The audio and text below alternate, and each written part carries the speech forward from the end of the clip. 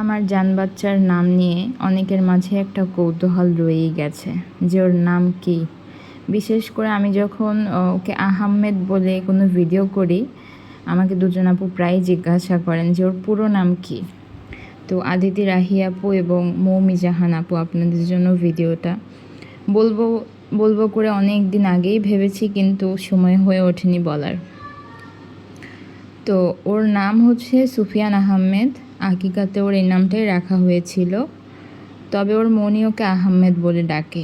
আবার অনেকে ওকে চাঁদ বলে, এরকম বিভিন্ন নামে যার যেটা ইচ্ছে হয় সে ওকে সে নামেই ডাকে। আর আমি ওকে সুফিয়ান বলি, কখনো আহমেদ বলি, আবার জান বাচ্চা বলি, বাবাই বলি, পাখি বলি, অবই বলি, আরও অনেক নামে ওকে আমি সারাদিন ডাকি।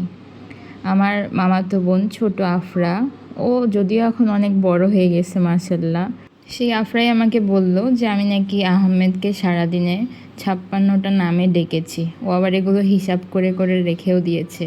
তো এটা নিয়ে আমার বাসায় অনেক হাসাহাসি হয়েছিল যে এত নামে কিভাবে ডাকে। যাই হোক, আমি এভাবেই ওকে ডাকি। নাম নিয়ে এত চিন্তার কিছু নেই। আপনি যদি আপনার বাবুর নাম আহমেদ রাখতে চান রাখতে পারেন, মাশাল্লাহ অনেক সুন্দর নাম।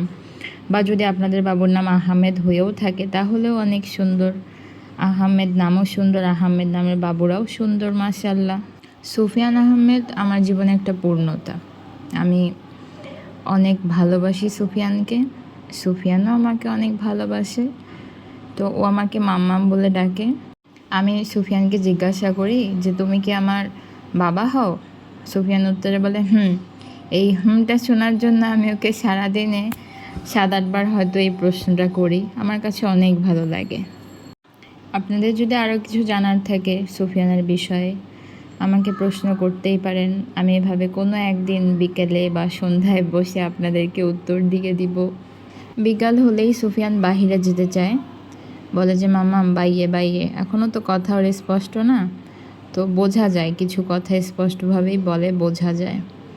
তো বিকাল হলেই ওকে আমি কোথাও না কোথাও নিয়ে যাওয়ার চেষ্টা করি, যদিও প্রতিদিন হয় না, এক এক দিন এক এক ধরনের কাজ থাকে।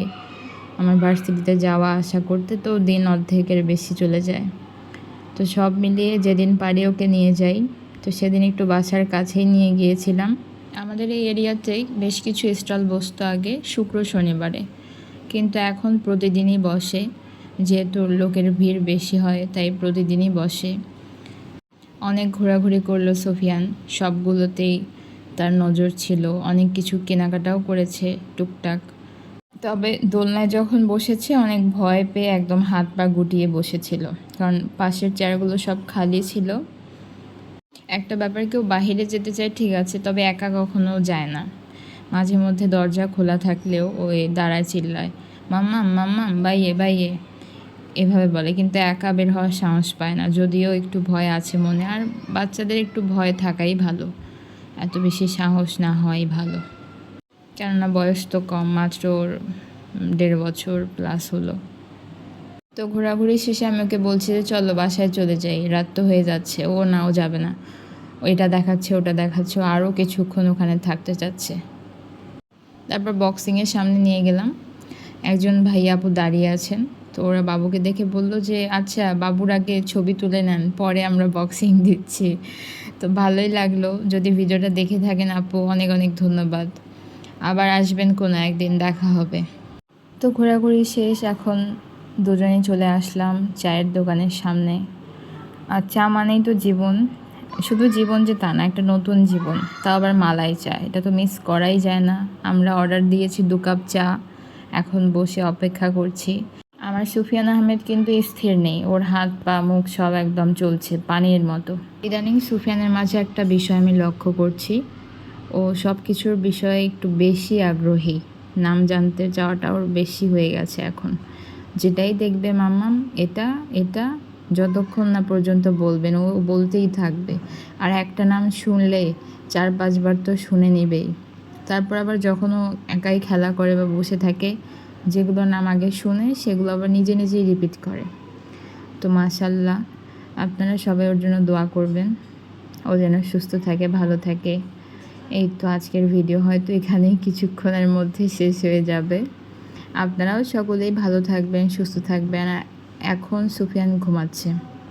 আজকে সারাদিন অনেক খেলাধুলা করেছে, বাসায় ছিল, বাইরে আজকে কোথাও যায়নি। তো এখন ঘুমাচ্ছে, মাগরিব হয়ে গেছে, আমি বসে বসে ভয়েস দিচ্ছি। আশা করছি এই ভিডিওটির মাধ্যমে আপনাদের মনের যে প্রশ্নগুলো ছিল আমার বাবুর নাম নিয়ে তার উত্তর দিতে পেরেছি।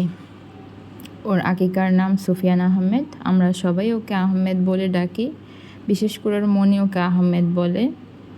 আর এছাড়া আমি ওকে অনেক নামে ডাকি, অসংখ্য নামে, যার কোনো শেষ নেই। আমার আসলে বাবা ছিল না, আমার যখন 1.5 বছর বয়স তখনই আমার বাবা মারা গেছেন। তো আমার বড় আব্বু, আমার চাচু, আমার মামা, ফুপা অনেকেই ছিল আমাদের, যেহেতু জয়েন্ট ফ্যামিলি।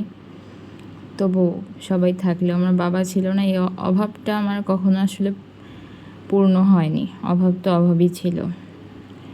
তো আমার ছেলে হওয়ার পরে এখন আমি পরিপূর্ণ, আমার নিজেকে মনে হয় অনেক সুখী মানুষ। আসলে সুখের সংজ্ঞা আমার কাছেও নেই, কিন্তু আমার কাছে মনে হয় আমি এখন অনেক সুখী মানুষ। তাই আমি ওকে ভালোবেসে অনেক নামে ডাকি।